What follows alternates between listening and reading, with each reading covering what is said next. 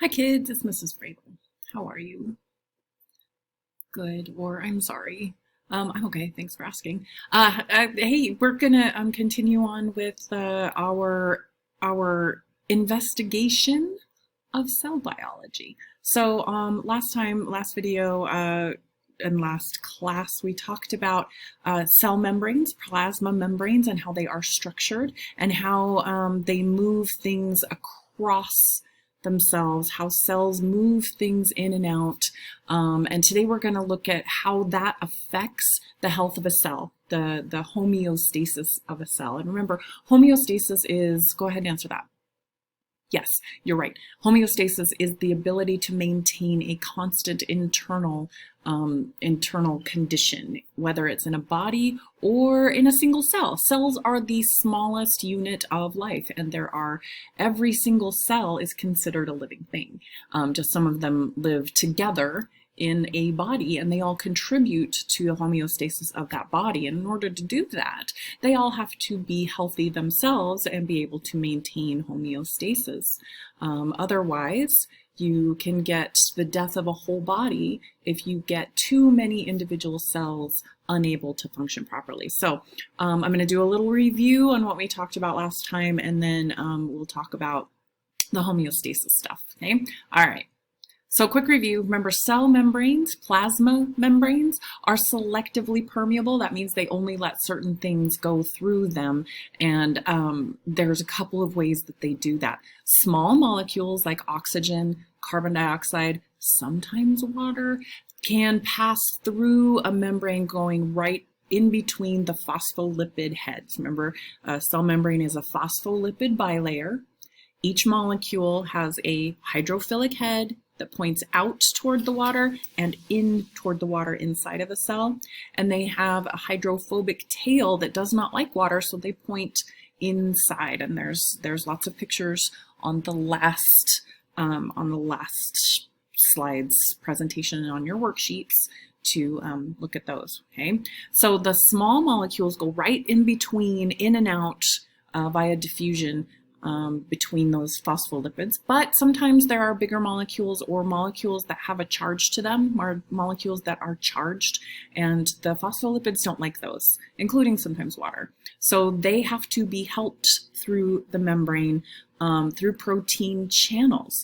Diffusion, whether it's straight diffusion through the phospholipid membrane or through a protein channel, that's passive transport. And that just follows the rules of diffusion, where molecules go from an area where they are highly concentrated to an area where they are in lower concentration. They spread out, right? This is like being able to smell perfume or food cooking. If your mom's in the kitchen cooking food and you're downstairs or upstairs in your room, you might not smell it at first, but then after a while, that whole hopefully delicious smell permeates the whole house.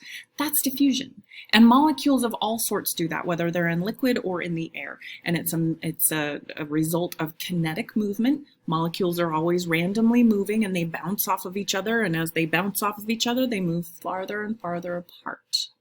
So they go from where there's a lot of them bouncing off of each other to where there's not as many. Okay? And they do that across the membrane as well. That's called following the concentration gradient, or going with the concentration gradient. Cell doesn't have to do anything.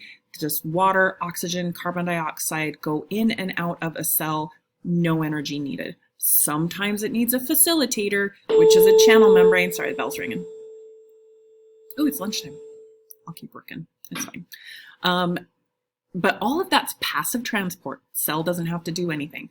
But sometimes there are situations where a cell has to move big molecules, or it has to move something against the concentration gradient. It needs to move that molecule actively against the concentration gradient. So it uses ATP energy and a transporter protein, and it squirts the molecule, for a lack of a better word, squirts the molecule to where the molecule doesn't naturally want to be, and that costs energy. That's called active transport. Okay. There's a video that I linked on the last presentation that you should have watched on all of the transport methods. If you haven't watched it, please go watch it so that you can see an animation of how all of those things work. Okay. Now then, let's take the focus question down even a little bit tighter. So water is one of those substances, those molecules that move across the lipid bilayer plasma membrane. Usually they move through what's called aquaporins. Those are special channel proteins just for water. Sometimes water sneaks in between the phospholipids. And water follows a concentration gradient as well. And remember, when water crosses a membrane, that's osmosis. But what happens if there's too much water or too little water in a cell? What can happen to that cell? So here's how we talk about the state of a cell, or the homeostasis of a cell, according to water. Water in a cell there's a specific level for health in each cell to keep it nicely plump, and that level of water is measured in what we call tonicity, or it's a measure of the osmotic pressure in a cell. I'm trying to over-explain, and I'm sorry, I will stop. A measure of osmotic pressure in a cell is called tonicity. And it's the ability of a solution to affect the fluid volume and pressure in a cell. So is a cell full? Is it too full? Is it not full enough? That's the osmotic pressure, okay? Water is constantly moving back and forth, but again, it's going to follow its concentration gradient. So you might have more water moving out of a cell, or you might have more water moving into a cell until there is equilibrium of water moving in and out at the same rate, okay? And the cell's homeostasis, its ability to function, depends on that osmotic pressure, on that tonicity. Okay? So how do we label a cell's tonicity? So this gets a little confusing, I'm not going to lie, but just concentrate. You should be filling in notes. There was a note guide you could fill in.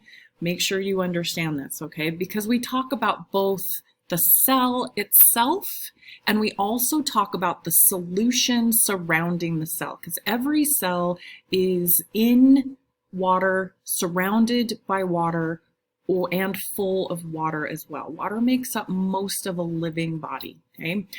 This also applies to single-celled organisms. They also follow these tonicity rules and labels, water moving in and out. Solutes are too big generally to follow that osmosis gradient. So remember, in a solution is water with dissolved stuff in it. The dissolved stuff is the solute, okay? So if a cell is in a situation where the inside of the cell has more solutes in concentration than it does water, then the water will follow its concentration gradient, and water from the outside of the cell will want to move in to dilute those solutes. Okay? That's called hypertonic. The cell itself is hypertonic to the solution that it's in. Okay? Water is moving in. What happens when you have a water balloon on a nice hot summer day? You're filling up water balloons on the faucet or in the hose. What if you just left the water running and left the balloon on there? What would the balloon do?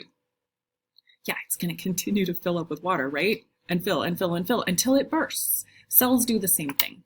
When water is moving into the cell, when it is hypertonic to its solution, the cell will swell. Okay? The opposite of that is hypotonic. The cell has more water inside and less solute inside than whatever the liquid around it is. So then the water follows its concentration gradient and osmoses out of the cell. Okay? What does the cell do? That makes it shrink. Water's leaving. The cell's going to shrink. Okay? What this is trying to achieve, that water moving in and out, is a state called isotonic. Okay? That means that the water and the solutes are in equilibrium. They are at the same concentration level. The water's in the same concentration level, both inside and outside of the cell. Water's moving in and out at the same rate, both directions. Here's where the tricky part comes in. Whatever the tonicity of the cell is, the surrounding solution is the opposite. So if we have a hypertonic cell, it is in a hypotonic solution. So a cell in a hypotonic solution will swell. A cell that is hypotonic to its solution, the solution is hypertonic. A cell in hypertonic solution will shrink. Okay? Isotonic, they're fine. They're healthy. They're doing their cell thing. Okay? All right, and here's what that looks like. So in an isotonic solution, this is an animal cell. It's a red blood cell. This is a plant cell. Okay? And remember, plant cells have a nice rigid cell wall around them. And the plasma membrane for that cell lines just inside of that cell wall. Animal cells do not have cell walls. So red blood cells are squishy. They've got this, they kind of look like donuts a little bit, but it's not punched all the way through in the middle, but they've got this like concavity in the middle. That helps bind oxygen. So when those cells are in an isotonic solution that has the same amount of water and the same amount of solutes, both inside and outside the cell, water's moving in and out, same rate, cell's healthy, doing its job, contributing to the body, done. Okay, but if that body happens to shift its water level, and these cells are now considered to be in a hypotonic solution, that means there's more water outside of the cell in the tissues surrounding it. Water is going to move into the cell. That makes the cell swell and burst. Another name for burst, or a fancy name for burst, is lyse. When a cell's plasma membrane ruptures, we call that lysing. With a plant cell, what that looks like is it becomes turgid because of that cell wall. Because it's rigid, it's not going to burst as readily, but you can sort of see the cell wall getting a little bit swollen and getting pushed out. Okay? So the cell is hypertonic when it is in a hypotonic solution. Okay? The opposite is if the cell is in a hypertonic solution. That means there's not enough water surrounding the cell, and the solutes are more concentrated outside of the cell. So the water inside the cell naturally wants to osmose out, and what happens then is the cell shrivels, it shrinks. And animal cells, like the blood cell, when that happens and that cell shrivels, it also tears the plasma membrane and that cell lyses and dies. With a plant cell, we can observe this happening in a microscope because we see, as the water leaves, we see the plasma membrane pull away from the inside of the cell wall. And we see mostly you see the chloroplasts all get all balled up in the middle of the cell. Okay, and you're going to take a look at this if you're in class next week. We're going to look through the microscopes, and there's also if you're not able to come, if you're quarantined or sick or staying home, there is a microscopy lab for you to do at home. Okay, so again, in a hypertonic solution, the cell is hypotonic and it shrivels. Okay, there's a video right there I will link below this for you to watch that talks more about it. And here's what I want you to keep in mind. The phenomenon for this unit was a situation where a woman drank so much water, she died. And we're trying to figure out why. Okay, I had you write an initial claim. This is where you want to really pay attention. This video talks about salt water and what would happen if someone drank salt water. Keep in mind, our phenomenon, she was drinking fresh water. So she ingested too much water. Just think about it as you watch the video and as you go through your notes on this, okay? All right, so there is a note guide that goes with this. If you haven't printed that out, what I recommend is that you draw this, and I don't know why that's there, I'm sorry. So again, hypotonic, isotonic, hypertonic, okay? The cell is hypotonic to the solution, it's isotonic, it's hypertonic. Okay, and remember the solution is labeled the opposite. One more time. The word tonic, you can think about it, tonic refers to the solute. Hyper means more. Hypo means under or less. So the area that has a higher concentration of solute is called the hypertonic area, whether it's outside of the cell or inside the cell.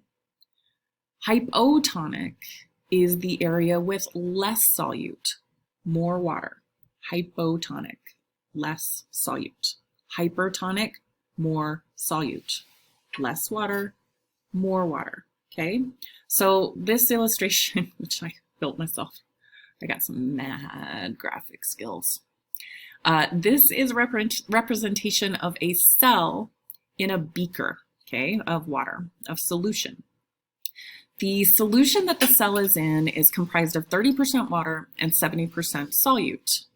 The cell itself, its internal concentration is 70% water and 30% solute because Mrs. Fravel likes to do simple math. In this situation, which way will the water move? Draw that on your paper. Pause me. Okay, did you draw it? Good. Now draw an arrow indicating the direction that the water will flow. So we have 70% water inside, we have 30% water outside. Which way is the water going to go? It's going to go out. From high concentration to low concentration. It's going to osmose out to follow its concentration gradient. Okay? Where is there less solute? Where is the solute less concentrated? Inside. Okay? So inside the cell, the cell is hypotonic and the cell will shrink, okay, as the water moves out. The solute, the solution, that says solute, that word should be solution. The solution that the cell is in is hypertonic. So this cell is in hypertonic solution. The cell is going to shrink as water osmoses out, okay? I am hammering this to death because it gets it somehow gets confusing. Hopefully you can find more resources. If I've completely confused you, watch the video that I'll link below this and you'll be fine. You'll be fine. But think about, imagine that maybe this is a cell in your body and this is the solution in the tissues surrounding it. And there's been a change as a result of the amount of water in a body. What would happen if you increased the amount of water surrounding this cell? Okay? That's what's going to be on your phenomenon. That's what you're going to need to figure out for your CER that's going to be on the test for this unit. Okay? Okay. Any questions? Great. There is a virtual lab for you to do on, There's a virtual lab for you to do on Canvas. It links right to it. There are instructions and questions to answer. It's pretty easy. You're just going to take a look at exactly how plant, animal, and single-celled organisms react to being put into hypotonic, hypertonic, and isotonic solutions. Okay, so do that. Answer the questions and have a great day. Have a good weekend. Hope you're well. Talk to you soon. Bye. Where's my pause? Where's my pause? Bye.